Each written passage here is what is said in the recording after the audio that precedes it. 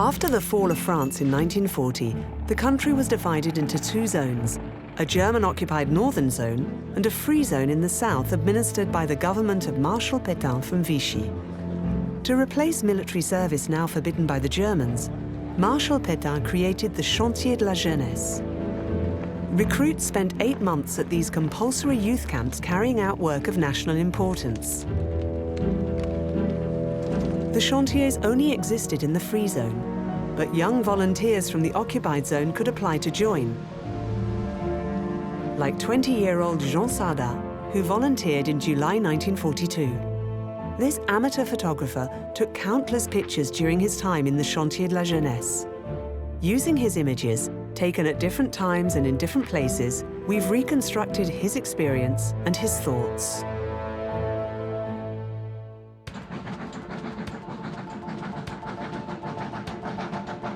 We left Rouen, west of France, at 6 o'clock in the morning.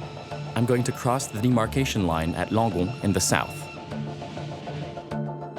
For the 10th time, I make sure I still have my Ausweis and identity card. My freedom depends on these scraps of paper. A man looked out the window. I'm never without the camera my grandfather gave me last year. I took it out of my bag and shot a picture. Another passenger saw me. "You should put that away, son," he whispered.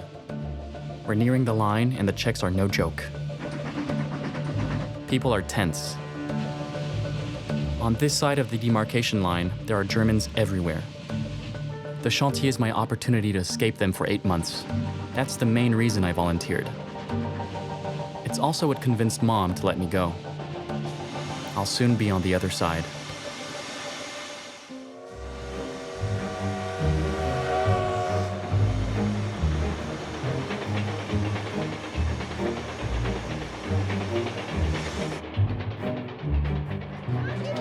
As soon as we cross the line, people smile again. From the window, I watch the free zone unfold. I put my Ausweis back in my wallet next to photos of the family. I took them on the Sunday before I left. Grandma happily posed, but Mom refused to look at the camera. She didn't want me to go. I'm her only son, and she's always been overprotective. The Chantier was Dad's idea. He said to her, "You'll see, my dear. He'll be in the free zone, and I'm sure he'll eat much better than we do." The days when we wanted for nothing at home are long gone. So Dad won the argument. After the meal, he muttered, "Besides, it certainly won't be worse than my experience of the Great War." Mom cried a little. I look out the window again. On this side, I feel a little less suffocated.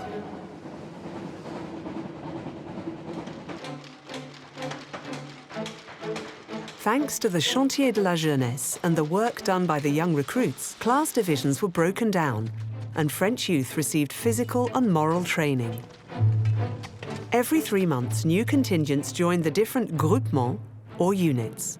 They were supervised by demobilized officers and NCOs under the leadership of General de la Porte du Teil. There were 46 groupements of 1,500 to 2,500 men scattered across the unoccupied zone, and 7 in North Africa.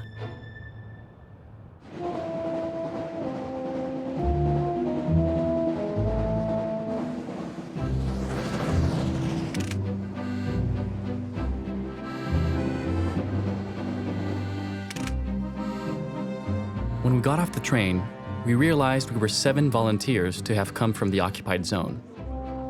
We're going to the 27th Groupement near Foix. Everyone has their story.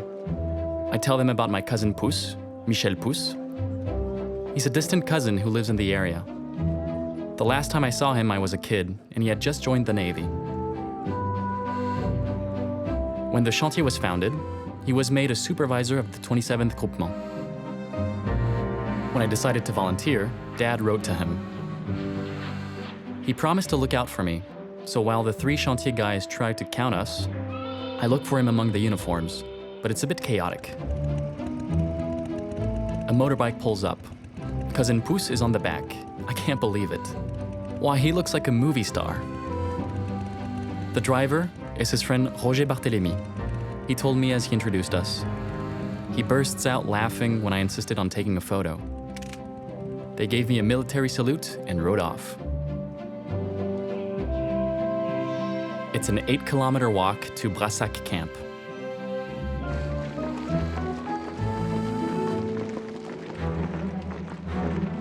Despite the abolition of conscription and the Germans' constant surveillance, the Chantiers de la Jeunesse were organized along military lines. There were no regiments, but groupements, and teams rather than sections. The uniforms, ranks, and rituals were reminiscent of the army. Flag raising, songs about the greatness of France, physical exercise and discipline were all part of the young recruits' daily routine. Around a command post in the middle of the countryside, the camps stretched for several kilometers and housed the teams whose only arms were axes and shovels.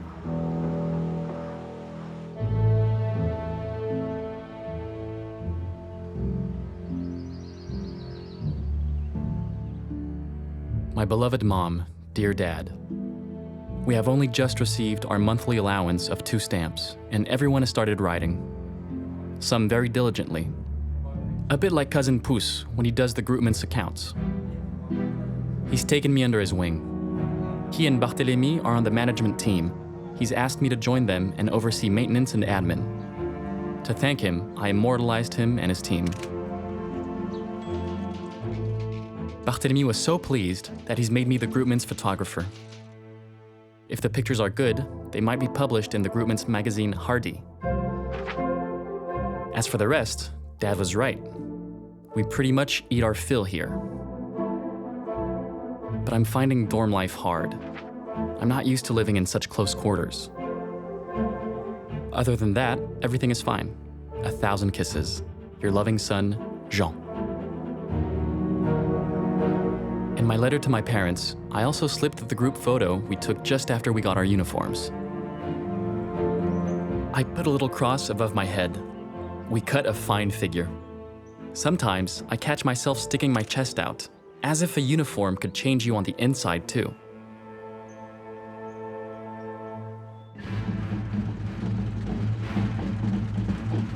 The Vichy regime called for a national revolution, and the Chantiers de la Jeunesse was the perfect propaganda tool.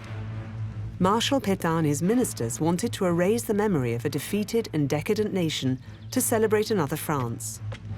An eternal France rising again, like these strong, passionate and joyful youths.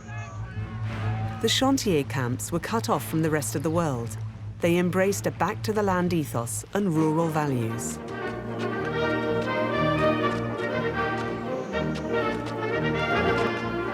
Dear parents, Dad would be proud to see how disciplined we are. First thing in the morning, we raise the flag according to protocol. A leader calls out to us with these words, "Youth always." With one voice we reply, "Ready." You should hear 100 men cry this in unison. Our leaders say we are working for France, and I must admit that fills me with enthusiasm. Some teams cut wood in the forest, others build roads to replace the dirt tracks. In Argex, we've even built a dam and power plant. We make charcoal too, to make up for the shortage of fuel. I often accompany the teams into the valley to photograph their work. Everyone is thrilled. As soon as I point my camera at a guy, 4 or 5 others appear out of nowhere carrying their tools. This afternoon, the guys insisted I photograph their team. A man called L'Archer persists in calling me the Parisian because of my accent. He's a loudmouth, but nice all the same. I keep telling him I'm from Rouen, but it makes no difference. The fact is, everyone here has a nickname. Camarin, who's 20 but looks 12, is Cherub. For all of us, Trémont, although he looks nothing like the actor Jean Gabin, is Lady Killer. L'Archer, who's a chatterbox, is 30 mouths. And poor old Lardouin has been dubbed Eagle Eye.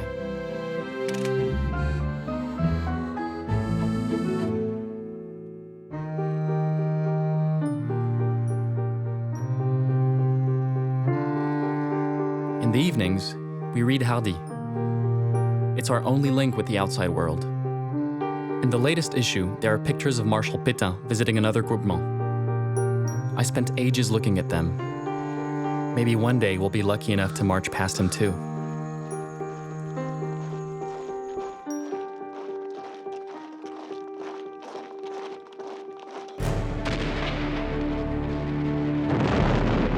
The Reich's armies were fighting on several fronts, and the war machine was in full swing.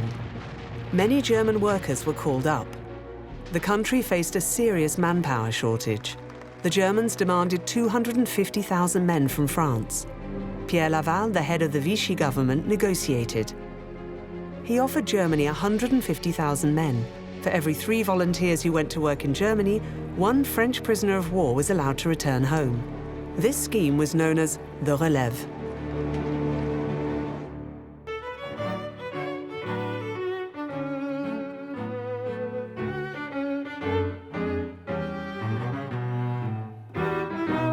Today, just before a morning workout, D'Artigot woke the whole dorm by blowing a horn. Since he heard his brother is home from Germany, he's uncontrollable. The guy celebrated the news by forming a pyramid on the parade ground. Berichel, the strongest of the gang, formed the base. He looked like Christ holding the 2 thieves by their feet. I told him. He answered right back that there was a cross, but not the one I was thinking of. That's when I saw the Lorraine cross. I turned around to see if someone had heard. Berichel laughed.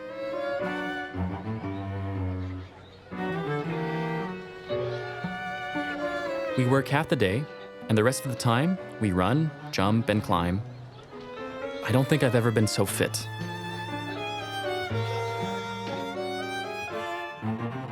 Martaillet, a pal who arrived with a previous contingent and records everything in a notebook, is categorical.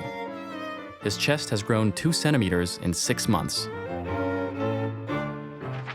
For Martaillet, there's a reason for all of this. He thinks they may be secretly preparing us for retaliation. He insisted the 2 of us strike a warlike pose. Barthélemy took the picture. But I pointed out that, for now, all we have to go to war with are daggers and songs. Martaillet laughed, and that evening, we sang our hearts out around the campfire.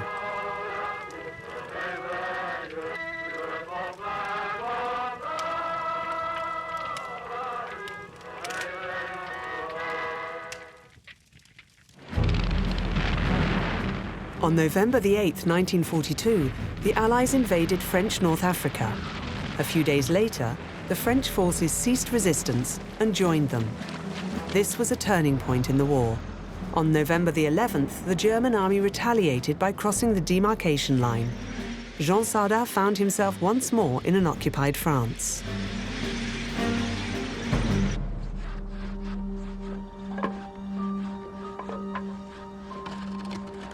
November 20th. Dear Mom, why write me such an anxious letter? See how relaxed I am in this photo? I promise you we're safe. The Germans came to inspect our camps, and they assured our leaders that nothing would change. Marshal Pétain is still in charge. Yesterday, we even did our weekly 20-kilometer walk. We took along Victoire, Dalabert's dog, who has become our mascot, and we had a bite to eat just like normal. Don't worry, my dearest Mom, and tell Dad that, like him, I have faith in our Marshal.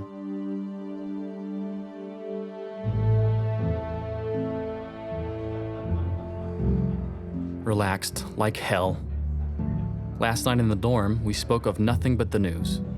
I ventured that Marshal might leave for North Africa. Larcher was next to me. He shrugged his shoulders. No one knows what's going to happen. And to think that I came here to get away from the Germans.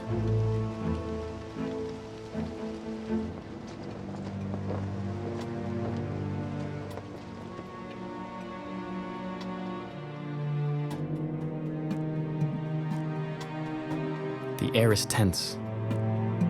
At noon, from the mess room window, I overheard a heated conversation between Cousin Pouce and Barthélemy. They didn't seem to agree. I automatically pressed the shutter release. On the plateau, Larcher's team has been cutting wood all week. Larcher is very annoyed. He barely looked at me and he barked, "He's great, your Marshal." We already have the Germans and their Gestapo in Foix. He says we can't carry on playing scouts in the woods until the end of the war. Out of anger, he started sawing a branch as if it were Jerry's neck. I took a picture, but Dufour glared at me. I think I'd better put my camera away. I don't know what to think anymore. December 13th. Barthélemy has been missing for 3 days. No one knows where he is. I tried talking to Cousin Pouce about it. He didn't respond.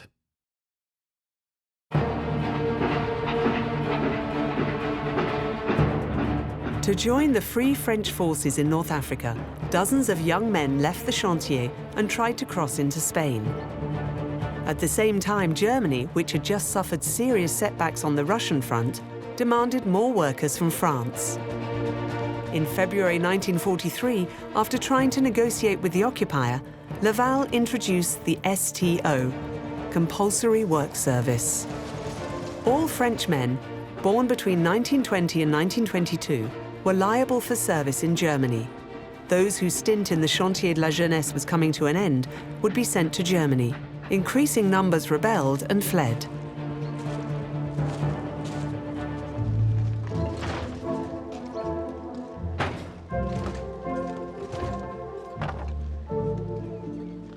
The woodcutting team is still hard at work on the plateau. But Larcher has gone. No one has seen him for 2 days. Fourcade, the mechanic, Legret, the baker, Piquant, his assistant, and Dampierre, who'd strike a warlike pose whenever I photographed him, vanished, gone.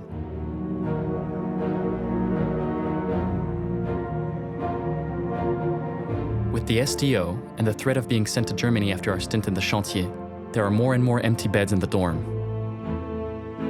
On February 4th, the Germans even turned up at the camp. They came to arrest the Groupement's leader, Commander de Milleray. Apparently he's suspected of helping men escape. But it was too late. He's vanished too. Others simply don't return from leave. Cousin Pouce even admitted to me that some of our leaders encourage this. Guys are given leave they didn't request and made to understand that they could take this opportunity not to come back.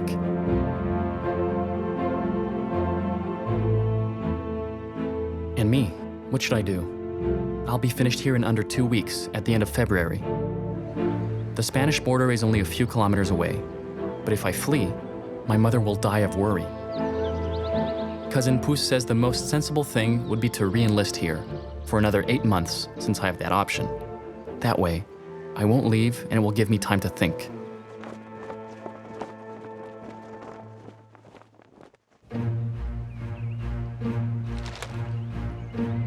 Although the Germans stepped up patrols along France's southern boundary, they failed to stop members of the Chantiers de la Jeunesse reaching Spain. In March 1943, the Germans decided to move a number of groupements to the interior of the country. Jean Sarda's unit, the 27th Groupement, left the Ariège for Aigueperse, 30 kilometers from Vichy.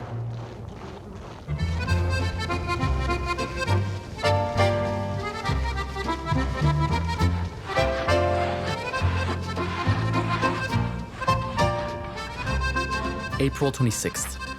Dear Mom, did you know that you automatically get a promotion if you re-enlist? I'm now a team leader with a beautiful command whistle that I put in my left pocket. We haven't stopped working since we got to Aigueperse. We had to start from scratch.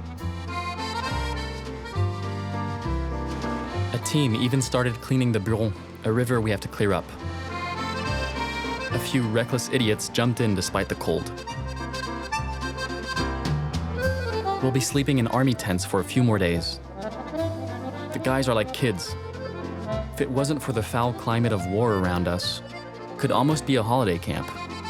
I enjoy being in this little corner of the Auvergne, and so does Victoire. She never stops yapping.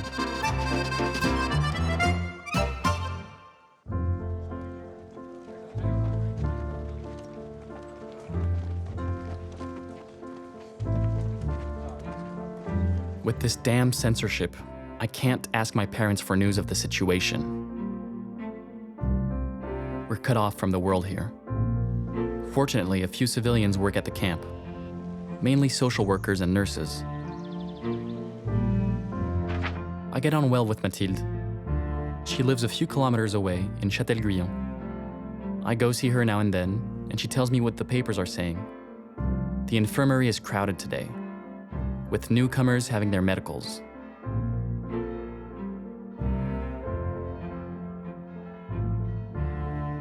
I took a picture of a guy who looks like a hick and is scared stiff.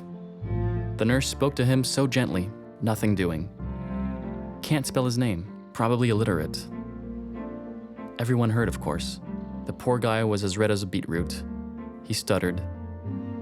When she asked him if he could write, he hesitated and said he wasn't sure. Peals of laughter.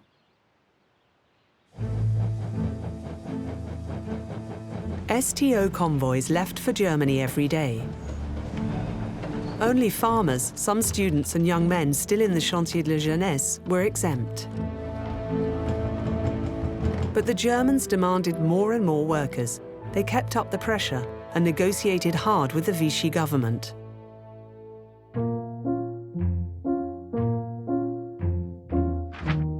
Mathilde and the other nurses have spent the past 2 days looking after a few guys who caught their death of cold in the river. She says that the authorities are tracking down and punishing anyone who dodges the STO. I think about Larcher and the others, those who fled. Maybe I should have done the same when there was still time. I don't know anymore.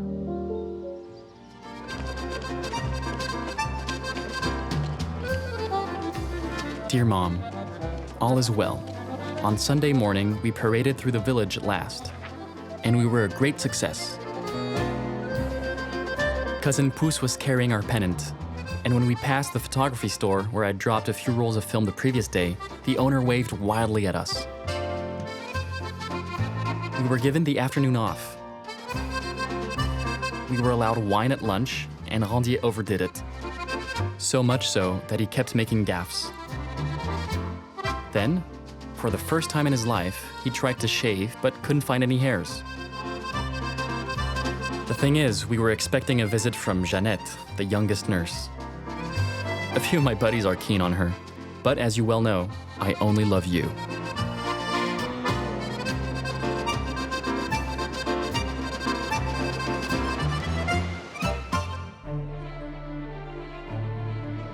In spring 1943, the Laval government gave in to the Germans.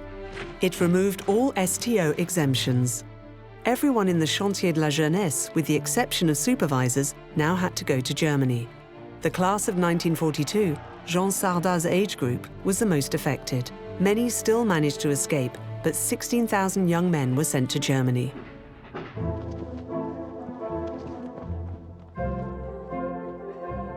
Families came to Limoges station to say goodbye to their sons, brothers, or cousins.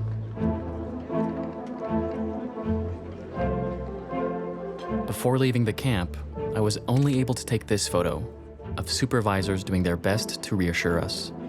Our leaders pretended to know what was awaiting us. They said everything will be fine, that over there we have to stick together in the spirit of the chantier and set an example, that we'll be home soon. On the station platform, I just had time to hand Cousin Pouce my last rolls of film, and then we were off. I gave him a letter for my parents too. The convoy set off and slowly disappeared in a puff of smoke. On the train, no one speaks. My neighbor leafs through Hardy, the Groupements magazine. The picture of Pétain visiting the chantier is still on the front cover. All I see now is an army without arms marching past a powerless old man. I stand by the window and watch France unfolding before me. In just a few hours, we'll be in Germany. I want to cry.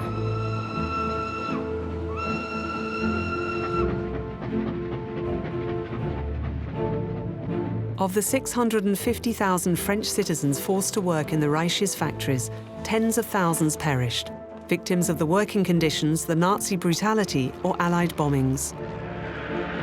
In Austria, near Wiener Neustadt, which was bombed 17 times, lies the grave of Jean Sarda.